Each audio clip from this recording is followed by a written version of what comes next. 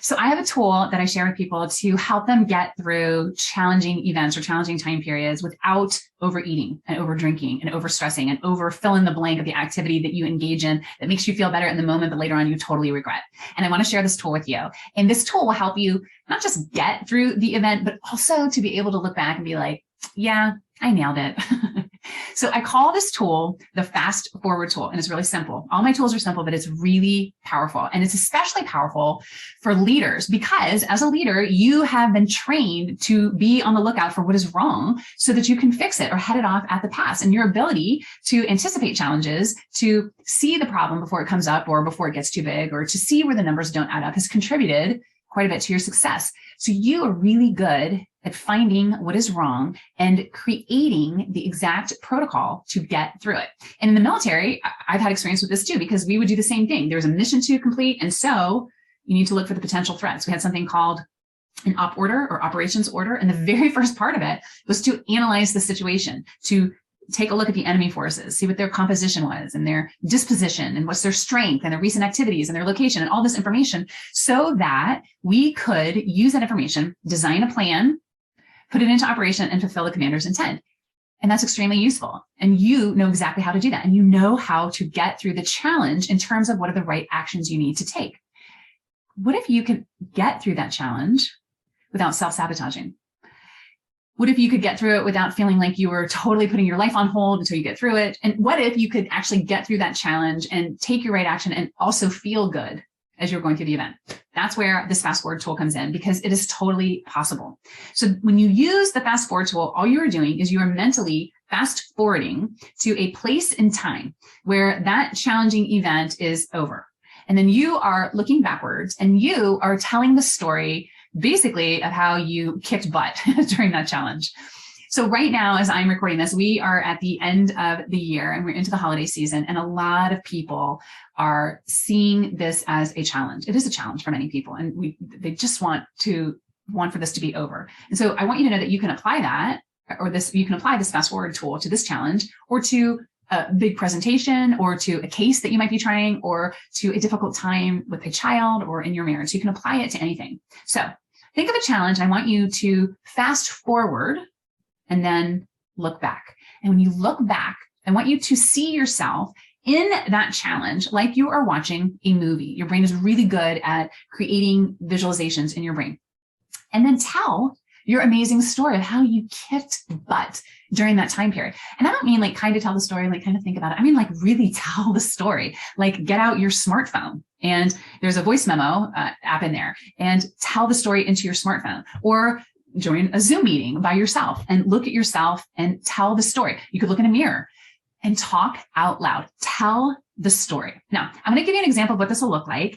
And I want you to know that a huge piece of this is telling the story like you believe it, really believe it. Use your imagination, even if just for the time that you were telling it.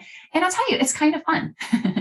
So here is an example. And to set it up for you, I did this with an executive who is traveling over the holidays with his family. He has grown children. He also has grandchildren who do not typically behave the way that he would like them to. And he was really concerned about, again, being judgmental of his kids and their parenting.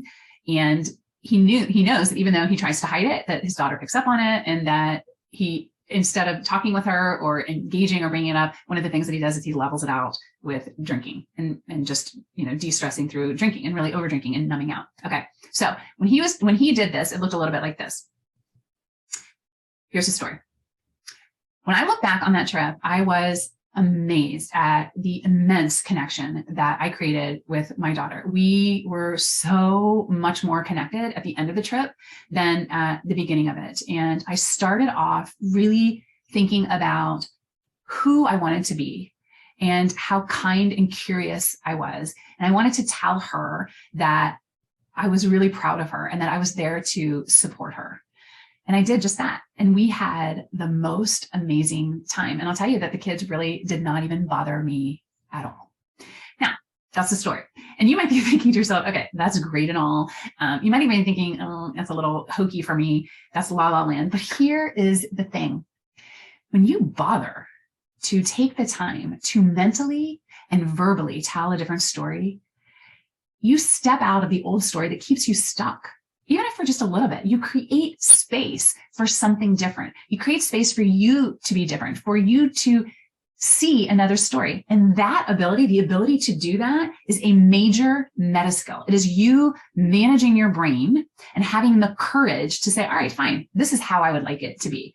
And that meta skill doesn't just help you in this one challenging event. It helps you in all of them, because you apply this ability to shift your own paradigm to all of it. And when you are willing, or I like to say when you are willing to put down your old story and envision and feel a different one, you are already making that challenge less challenging, because you are tapping into a softer part of your heart and your emotions.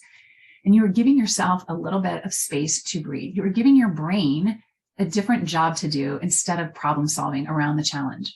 You are literally envisioning what this dreaded challenge could potentially be. And when you do that, your brain gets a little nudge to start strategizing and thinking about that challenge in a different way. Basically, just giving your brain a new op order. So it's not just the same old idea of repeating the story and telling it in the same way that you always do. This is an opportunity to actually practice shifting your brain and your heart, shifting your approach, which is really good. And you get to learn how to manage your brain and to create good feelings at the same time. And you get to literally have the opportunity to experience this event differently even before it begins. So that is how you fast forward. I told you it was simple, but it takes courage to actually do that. So let me know what challenge you are fast forwarding through, and let me know how it goes for you. And remember that this is just one tool. And all of this is a practice. So if it feels difficult at first, keep practicing. And you can join our private Healthy Leader Wellbeingness Facebook page to support you as well. But keep practicing, keep journeying, keep daring to fast forward and look back and to envision the best story that you can come up with.